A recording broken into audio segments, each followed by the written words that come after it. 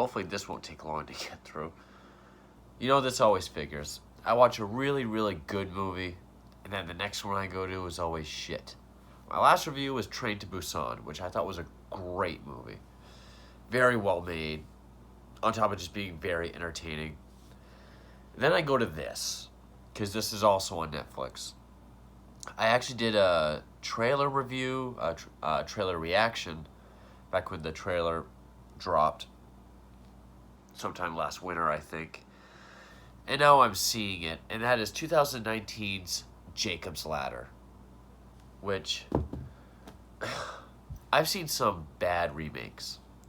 I've seen some pointless remakes. This has got to be up there. Which, as a matter of fact, you know what? Because...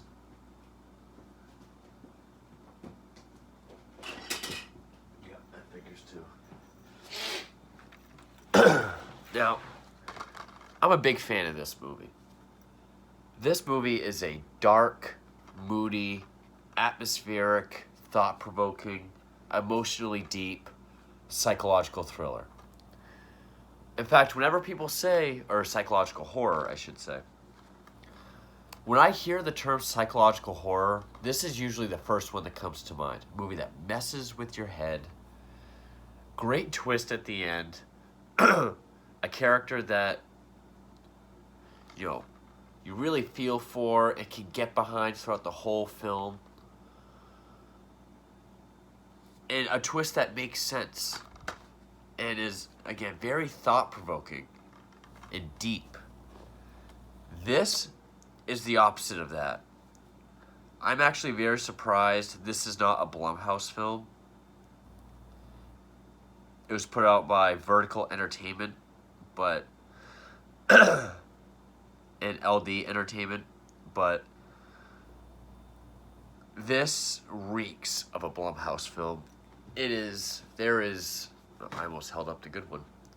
There is no depth to this movie.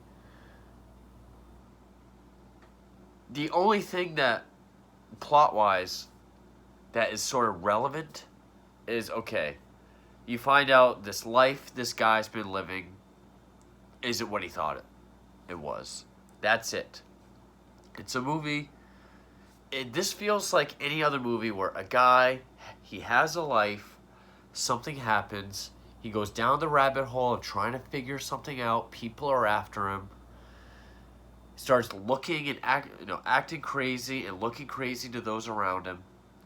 And then at the end, there's the twist that he's actually not living that life. He's actually been, throughout the whole course of the film, it's not been what we or he thought it was. It feels like that's what they had, and then they were like, hey, throw in a few more references, and then we can make it a Jacob's Ladder remake. Throw in the really fast, shaky heads. Put in the ice bath scene because, someone's burning up with a fever. Throw in the Danny Aiello speech about angels and demons and how the things you're seeing, if you're not willing to let go, they appear as demons trying to destroy you or drag you to hell. But if you're willing to let go, the demons are actually angels trying to bring you to heaven. They put that in here.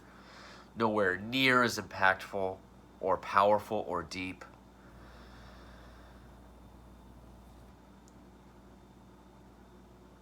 It's... okay, so, the cast, it's directed by David M. Rosenthal, who directed Janie Jones, Falling Up, The Perfect Guy, See This Movie, How It Ends, A Single Shot, Nothing I've Seen.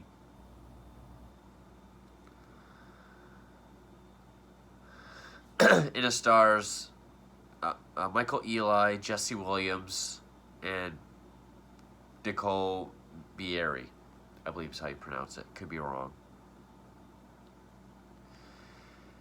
So, our Jacob Singer, this is Jacob Singer, Tim Robbins.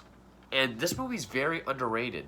I don't think there was any looks from the Academy during the Oscars. Tim Robbins didn't really get any kind of well, he at least didn't win an Oscar. I don't know if he won anything elsewhere, but knockout performance. Like when Tim Robbins goes through his shit in this movie, you feel it. That scene alone when he's, he's burning up they think he's burning up of a fever, but he's actually freezing, so they put him in a tub full of ice, which puts him in even more pain, and he's screaming that, you're killing me. Or when he finally gets down to the hospital room from hell, and he, sees his family, or hears his family, and of course the room is all black, and it's up close to his face, and he kind of starts to smile. Then he hears that voice say, "Keep dreaming," and he just loses it. And then he's like, "I'm alive." You feel Tim Robbins' performance. I don't feel anything for this movie. So Jacob Singer, he's a vet which I'm guessing both him and his brother are vets. He's now a surgeon. He believes he lost his brother in combat. He's stopped one night by this one veteran who's kind of gone to hell. Talks to him about this drug called HDA, which the veterans call the ladder. It's supposed to help with PTSD. Talks about how there's, it's made by the government, distributed by the government, and there's this underground world where vets go so they can get it. And then he's thrown in front of a train because they're down at the subway station, but then no one can find the body. Jacob goes down there. He finds his brother that he's believed was dead. And then the whole movie is just him trying to figure out HDA, where it comes from, who's making it. And, there's people after him, trying to shut him up. One guy these two guys break into his house. He's able to knock one out. The other one has this creepy, typical horror movie face. And it's keep your mouth shut. And he runs away. Throws the other guy in the trunk, but when he gets to the police department, he's not in the trunk. No one believes him. His therapist, I believe it is. I believe it's his counselor, or his doctor. He's the one that delivers the ILO speech about angels and demons, and it feels very fast. I mean, all the stuff from this movie. So, he takes his brother in to live with him, and at one point they say he's burning up, so they put him in a bathtub full of ice.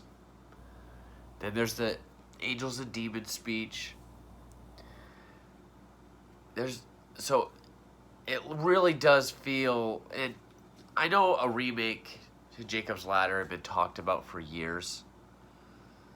So, I doubt it is the fact of, hey, we got this script, but nowhere to go. Let's throw Jacob's Ladder stuff in there really quick.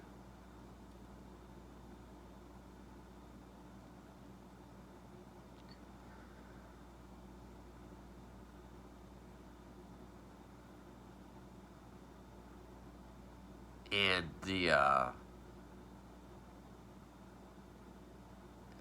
guy that wrote the screenplay, Jeff Bueller, promised a different twist ending. But the twist ending really, it's like the perfect bow on the top of this movie. Because we find out, spoiler alert, in this film, Jacob's been dead the whole time. He's a Vietnam vet. This one's Iraq. To make it more modern. He smoked some pot that was laced with this sort of super soldier drug. Made everyone turn on each other. They all killed each other. And so now he's living this life where, his wife and his kids and his son that passed away, he's no longer with them. He's with Elizabeth Pena, this woman from the post office. He works at the post office. Not a very good life.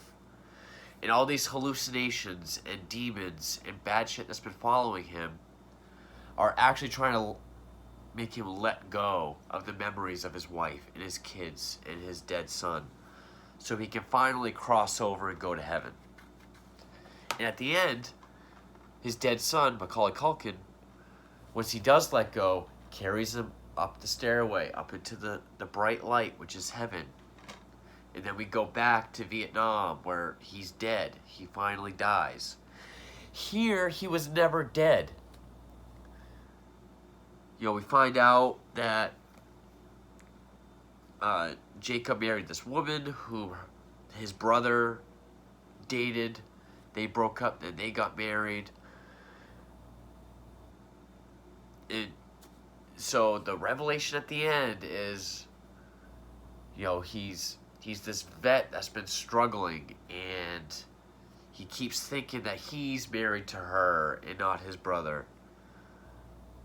And there's just, if you're wondering why I'm not going point by point in this movie, it's because this movie fucking sucks. Like, I did all I could to sit through this fucking movie.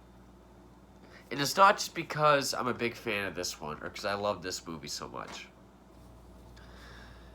This really does feel like a run-of-the-mill, Blumhouse, forgettable psychological horror film. So then, and then this friend of his, he's supposed to say, figure out where this drug comes from. Then at the end, it finds out he actually has been making it. And Jacob's the reason why it didn't get FDA approved and why he's fucking with him so bad, because he wanted the drug right then and there to help forget and numb the pain and the memories of the war. And so he's there with his brother and that guy that makes the drug. The brother's going to call the cops. The guy pulls the gun out. Jacob jumps in front of his brother to catch the bullet.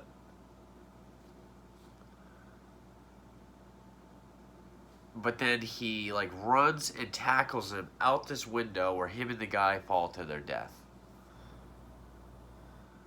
So it's not like he was dead. I actually finished eating and was cleaning my dishes while the ending of the movie was going on. So maybe the final shot was him in Iraq dying. But I'm pretty sure it wasn't. So it's like he wasn't even dead the whole time, which really kind of misses the point of this. I don't know. I don't feel like spending too much time on this movie. It has a 5% on Rotten Tomatoes. I agree with that. It's sort of all over the place, and it really is just, okay, how can we shoehorn, because it feels like forced shoehorn references to the original film.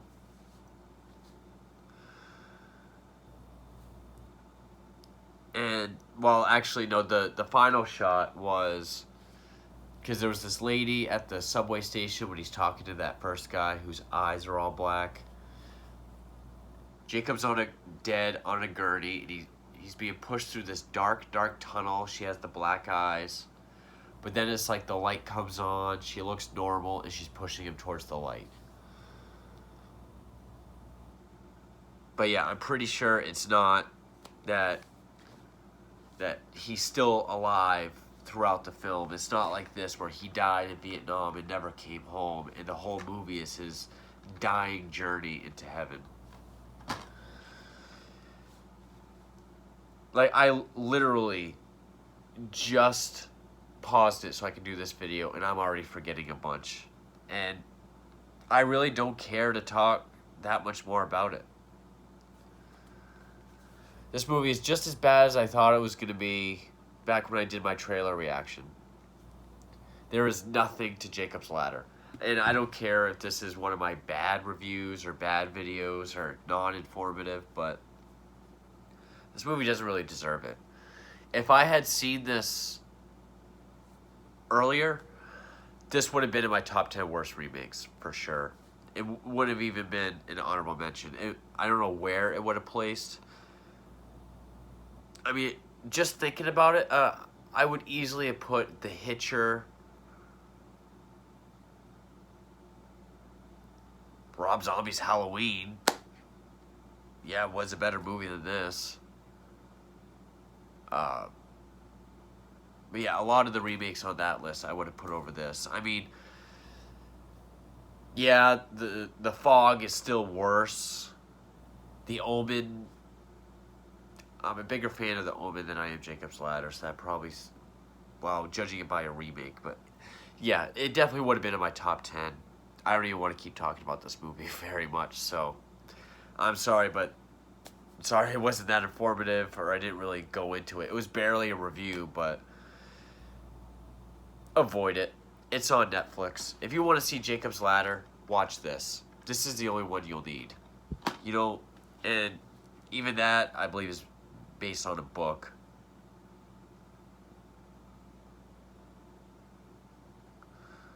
Oh, no. They even gave writing credit, or it says based on Jacob's Ladder by Bruce Joel Rubin, who wrote this film. I'm guessing because they took so much from it. Just watch this. Fuck this movie. Thank you for watching.